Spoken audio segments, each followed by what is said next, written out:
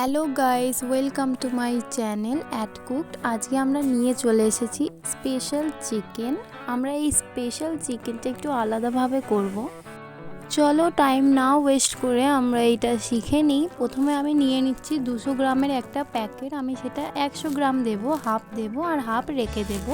প্যাকেটটা আমাদের টক দই আছে, টক দইটা আমরা হাফ দিয়ে দিলাম। দেওয়ার পর আমরা সেটাকে ভালোভাবে ফাটিয়ে নেব এবার, যতক্ষণ না ভালোভাবে সেটা গাঢ় হয়ে যাচ্ছে। টক দইটা আমাদের ফাটানো হয়ে গেছে। তারপর আমরা ফ্রেশ চিকেন নিয়ে নেব। আমি এখানে 1 কিলোর মতো চিকেন নিয়েছি। এই চিকেনটাকে তোমরা ভালোভাবে ধুয়ে নেবে। আমি এখানে ধুয়ে ফ্রেশ করে রেখেছি। এইতে আমরা দিয়ে দেব টক দই, যেটা আমরা ফাটিয়ে রেখেছিলাম। পুরোপুরি টক দইটা দেওয়া হয়ে গেলে তারপর আমরা দিয়ে দেব স্বাদের জন্য নুন। আমরা এখানে নুনটা আগে থাকতে দিয়ে দেব, কারণ নুনটা যাতে মাংসতে একটু ইনভলভ হয়ে যায়, তার জন্য নুনটা আগে দিয়ে দিচ্ছি। তারপর আমরা দিয়ে দিচ্ছি 1 চা চামচ হলুদ গুঁড়ো। এরপর দেব গুঁড়ো লঙ্কা। আমি 1 চা চামচ দিয়েছি। তোমরা যদি এর থেকে বেশি স্পাইসি চাও তাহলে তোমরা এর থেকে বেশিও গুঁড়ো লঙ্কা ইউজ করতে পারো। এই 3টে জিনিস দেওয়া হয়ে গেলে আমরা ভালোভাবে সেটাকে মাখবো। এবার আমি হাতের সাহায্যেই করছি, তোমরা পারলে চামচ দিয়েও এটাকে ভালোভাবে নাড়াচাড়া করে ঠিকমতো এটাকে মেল্ট করে নিতে পারো, মাখিয়ে নিতে পারো পুরোটাকে। আমি এটা ভালোভাবে মাখিয়ে নিলাম। তারপর এইটা আমরা আধ ঘন্টার জন্য ওয়েট করব। আমরা এটাকে ঢাকা দিয়ে আধ ঘন্টার জন্য রেখে দেবো। তারপর আমরা এখানে কয়েকটা ভেজিটেবল নিয়ে নিয়েছি। আমি এখানে টমেটো কুচি নিয়ে নিয়েছি, পেঁয়াজ কুচি নিয়ে নিয়েছি আর একটা কাঁচা লঙ্কা দিচ্ছি, কারণ আমি কাশ্মীরি লঙ্কা ব্যবহার করব, বেশি কাঁচা লঙ্কা ব্যবহার করব না। তাই জন্য আমি এখানে একটাই কাঁচা লঙ্কা নিয়েছি, যাতে একটু ফ্লেভারটা একটু আসে।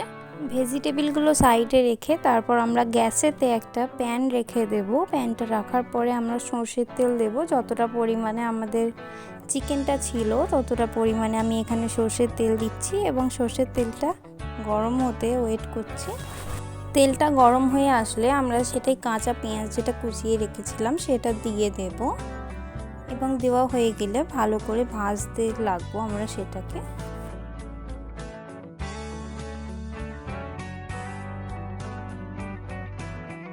তারপর আমাদের পেঁয়াজটা ব্রাউন হয়ে আসলে আমরা যে টমেটো কুচিগুলো করেছিলাম সেগুলি পেঁয়াজের মধ্যে দিয়ে দেব।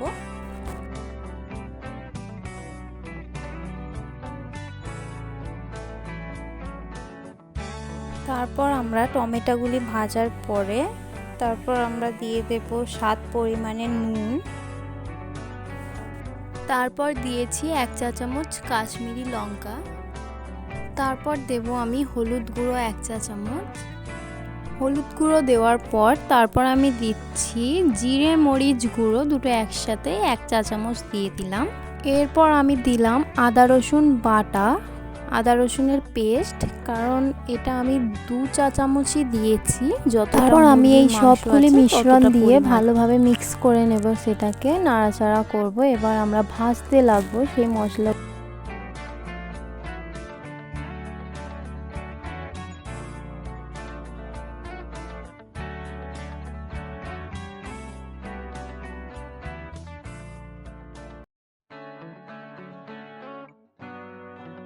মশলাটি ভালোভাবে নাড়াচাড়া হয়ে গেলে আমরা একটা পাত্রে সেটাকে তুলে নেব। আমি এখানে একটা বাটিতে তুলে নিচ্ছি। আমি এখানে এই বাটিটিতে রেখে দিয়েছি, এই বাটিটাই রেখে দিয়েছি। এরপর আমরা পরের স্টেপ করব। তারপর আমি যেই কড়াটাই কাই করেছিলাম সেই কড়াটাতেই আমি আবার তেল দিচ্ছি। তোমরা পারলে অন্য কড়াও ইউজ করতে পারো, আমি এটাই ইউজ করছি। আমি এখানে তেল দিয়ে দিলাম সেই মুরগিগুলো ভাজার জন্য। তারপর আমাদের কড়ার তেল গরম হয়ে গেলে আমি একটা একটা করে মুরগির মাংস চামচে করে উঠিয়ে দিচ্ছি। সবগুলি মাংস দেওয়া হয়ে গেলে আমরা এবার নাড়াচাড়া করতে স্টার্ট করব।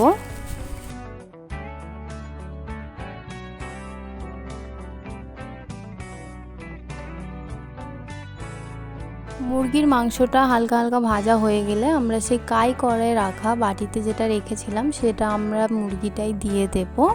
তারপর আমরা ভালোভাবে নাড়াচাড়া করব।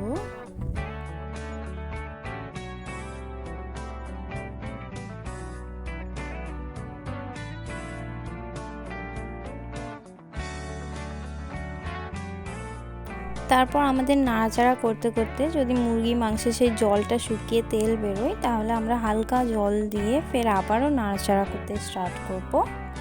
আমরা একটু অল্প নাড়াচাড়া করে তারপর জল দিয়ে হালকা একটু জল দিয়ে ভালোভাবে সেটাকে ফোটাবো। ফুটিয়ে দেখব যে যেই ঝোলটা আছে ঝোল থেকে তেল বেরোচ্ছে কি না। আমাদের এখানে তরকারিটাই কিন্তু ঝোল থেকে তেল বেরিয়ে গেছে এবং যে ঝোলটা আছে সেই ঝোলটাও কিন্তু কম পরিমাণে আছে। আমাদের ঝোলটা কমে গেলে তারপর আমরা সার্ভ করব। আমি এখানে সার্ভ করছি, ততক্ষণ আমি বলে দিই, যদি তোমাদের এই ভিডিওটা ভালো লেগে থাকে বা তোমরা যদি এই ভিডিওটা থেকে কিছু শিখতে পারো, একটা লাইক, শেয়ার অ্যান্ড সাবস্ক্রাইব করে দিও।